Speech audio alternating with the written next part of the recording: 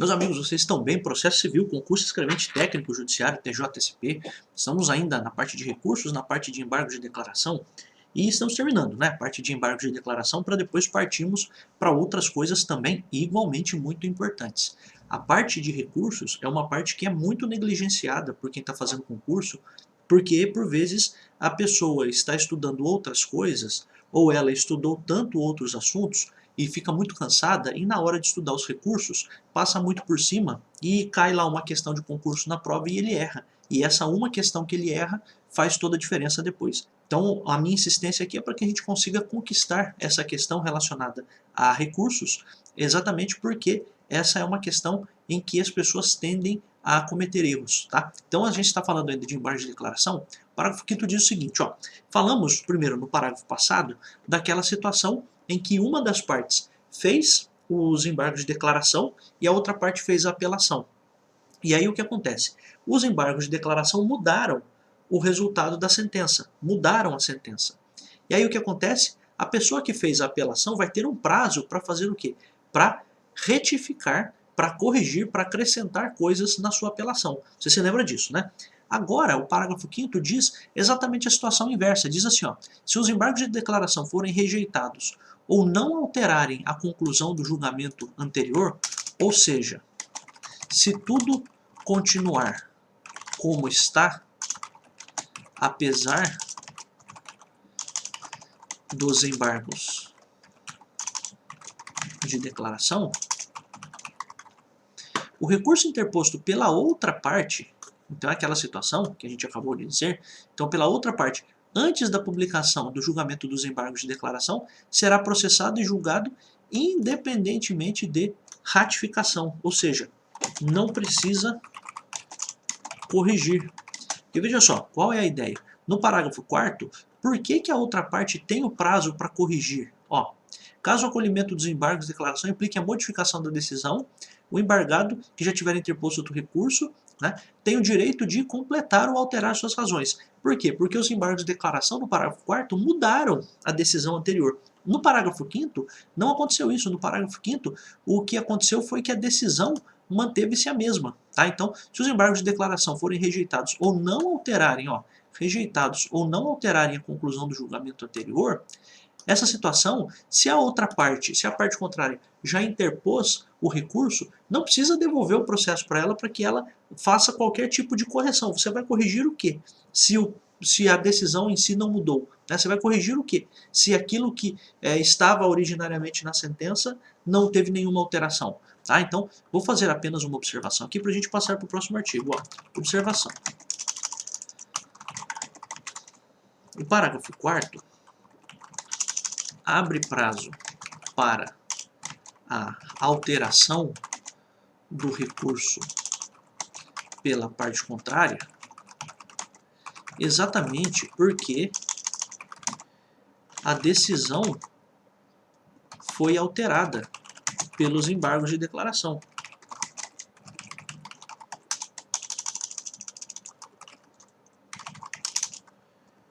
Já no parágrafo 5º, a decisão não foi alterada. E se a decisão não foi alterada, não tem razão de ser a necessidade de ratificação, de mudança do recurso anterior. Tá? Então essa é a ideia. O parágrafo 4º abre o prazo para a parte contrária se manifestar exatamente porque a pessoa fez os embargos de declaração e os embargos mudaram a decisão. No parágrafo 5º, a pessoa fez os embargos de declaração, mas os embargos não mudaram em nada. Então aquele recurso que a pessoa tinha feito já está valendo. Então ela não precisa receber esse processo de volta para fazer uma nova ratificação, alguma correção no seu recurso. O recurso é aquele recurso mesmo. Tá? Então essa é a ideia. Vamos para o artigo 1025, diz assim, ó. Consideram-se incluídos no acórdão. Vamos lá, primeiro, acórdão. O que é acórdão? Acórdão, você já deve ter ouvido isso. Acórdão é a decisão do tribunal. Tá?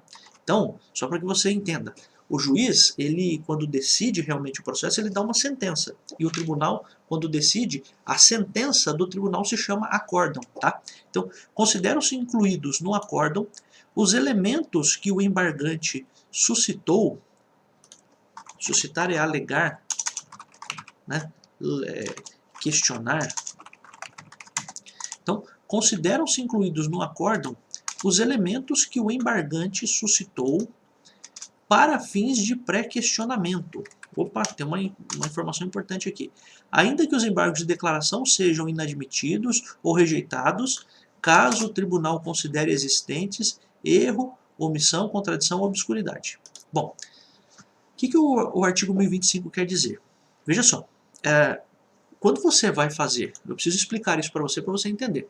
Quando você vai fazer um recurso especial ou recurso extraordinário, isso é feito em Brasília. Então, quando você faz um recurso especial ou recurso extraordinário,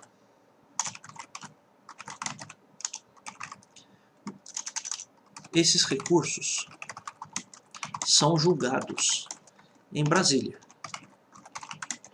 no STJ e STF, respectivamente. Tá?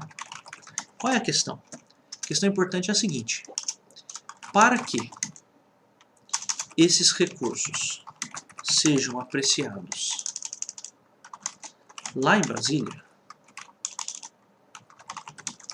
é necessário que todos os pontos do processo tenham sido já apreciados pelo juiz da primeira instância e pelo tribunal, ou seja, pela segunda instância. Então, eu estou explicando para você. Então, quando você faz um recurso especial ou recurso extraordinário, esses recursos eles são julgados em Brasília, no STJ ou no STF. Quando cabe recurso especial extraordinário, aqui para a gente agora não tem importância. O que eu preciso dizer o que é. Para que esses recursos sejam apreciados lá em Brasília, é necessário que todos os pontos do processo tenham sido já apreciados pelo juiz da primeira instância e pelo tribunal. Então, todos os pontos do processo precisam já ter sido alvo de uma análise jurídica. Se porventura ficou faltando algum ponto, se porventura ficou faltando algum assunto do processo para ser apreciado, para que esse recurso especial extraordinário seja analisado em Brasília, a parte faz o que a gente chama de embargos de declaração com a finalidade de pré-questionamento. Então, olha só, vou explicar para você. Se algum ponto do processo não foi analisado pelo juiz de primeira instância ou pelo tribunal, que é a segunda instância, a parte interessada em mandar esse processo para Brasília deve fazer embargos de declaração com a finalidade de fazer com que o tribunal aprecie aquele assunto. Isso tem um nome. Embargos de declaração com a finalidade de pré-questionamento.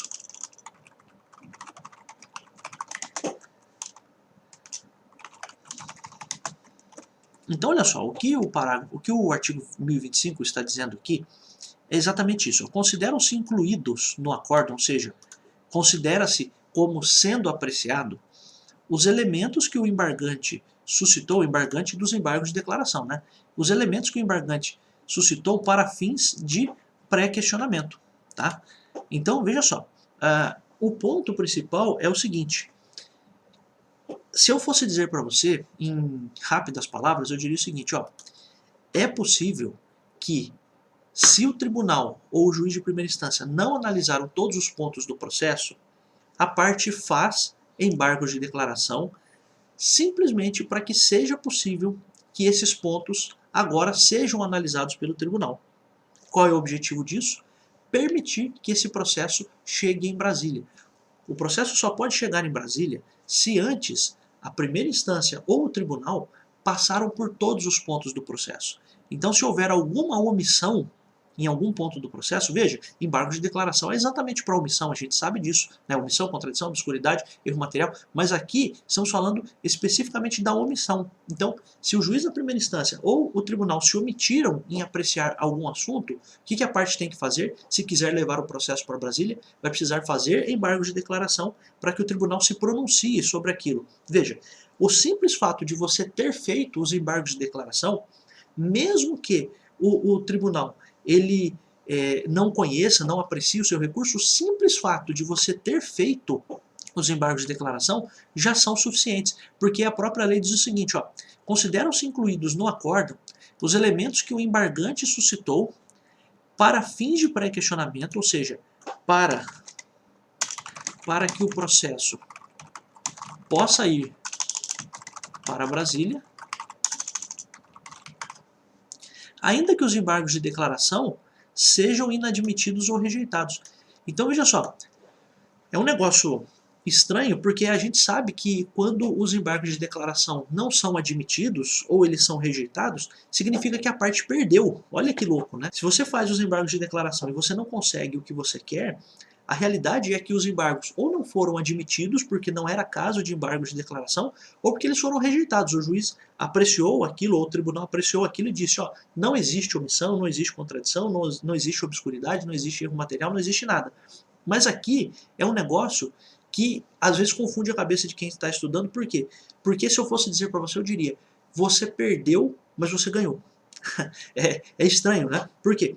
Mesmo que você tenha perdido os embargos de declaração, se você fez o pré-questionamento, se você suscitou, se você levantou, se você argumentou, se você colocou no processo todos os argumentos necessários por meio dos embargos de declaração, significa que esse acórdão considera-se como contendo tudo o que era necessário.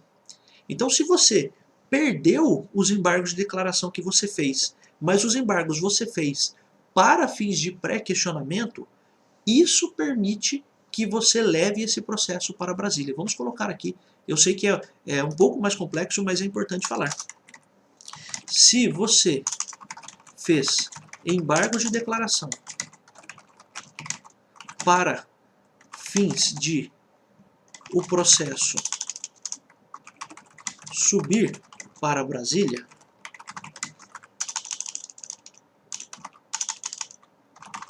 significa que você fez os embargos de declaração com a finalidade de pré-questionamento. O simples fato de você ter feito esses embargos para fins de pré-questionamento já são suficientes para que o processo chegue em Brasília. Mesmo que você perca esses embargos. Ou seja, mesmo que o tribunal inadmita ou rejeite os embargos. Então, o que a lei está dizendo é o seguinte, eu quero avaliar a sua postura. Eu quero avaliar se você teve a compreensão de que você precisa fazer os embargos. Você fez os embargos de declaração para fins de pré-questionamento? Fiz. Se você fez esses embargos para fins de pré-questionamento, mesmo que você perca, pelo menos você tentou. Então, mesmo que você perca esses embargos, mesmo que o tribunal olhe e diga, não, não é caso de embargos, ou olha, isso aqui eu estou inadmitindo os embargos, ou estou rejeitando os embargos, mesmo que você perca, o que a lei avalia é a sua postura. Então, se você fez os embargos de declaração para essa finalidade de pré-questionamento, mesmo que você perca esses embargos, o processo será apreciado por Brasília. É isso que o parágrafo quer dizer, tá? É isso que o artigo, aliás, quer dizer. Então, consideram-se incluídos no acordo de decisão do tribunal os elementos que o embargante suscitou para fins de pré-questionamento, ainda que os embargos de declaração sejam inadmitidos ou rejeitados, caso o Tribunal Superior considere existentes erro, omissão, contradição, obscuridade. Então, Tribunal Superior aqui, entenda STJ e STF. Tem outros tribunais superiores, tem o TST e tal, mas para não confundir sua cabeça, agora, coloque só esses, tá? Então, qual que é a ideia? Se você perdeu esses embargos de declaração, mas você fez os embargos com a finalidade de pré-questionamento, isso permite que esse processo suba, que esse processo vá para Brasília, tá? Então esse é o caput do artigo 1025. Finalmente, no vídeo que vem, a gente vai terminar a parte de recursos total, a parte de embargos de declaração e toda a parte de recursos. Tá bom, meus amigos? Eu agradeço muito a todo mundo que está aqui, agradeço a você que curte, a você que compartilha e eu adoro estar aqui.